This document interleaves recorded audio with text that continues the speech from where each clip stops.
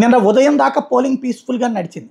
మధ్యాహ్నం నుంచి ఎప్పుడైతే ఓటింగ్ పర్సంటేజ్ చకచకా పెరుగుతోందో 10, 20, 30, 40, 50 రెండు దగ్గరకు వచ్చేటప్పటికి 50 వచ్చేసేటప్పటికి ఆ పెరుగుతున్న ఓట్ల గురించిన భయం వచ్చింది. ఆ భయంలో నుంచి ప్రారంభమైనటువంటి ఘర్షణ తగవులు పడి తన్నుకు చస్తుంటే మహిళలు బయటికి రారు, వృద్ధులు బయటికి రారు, ఈవెన్ వాళ్ళ మగవాళ్ళని బయటికి రానిరు. అలా రాకపోతే ఓటింగ్ పర్సంటేజ్ డౌన్ అయితే తక్కువ పర్సంటేజ్లో తాము గెలవగలమన్నటువంటి ఉద్దేశంతో ప్రారంభించిన ఘర్షణలు ఇవాళ రెండవ వైపుకి వెళ్ళి నిన్న తెలుగుదేశం పార్టీ వాళ్ళ దాడులు, ఇవాళ తిప్పి కొట్టే దాడులు, ఇవాళ అరాచకం ప్రబలింది.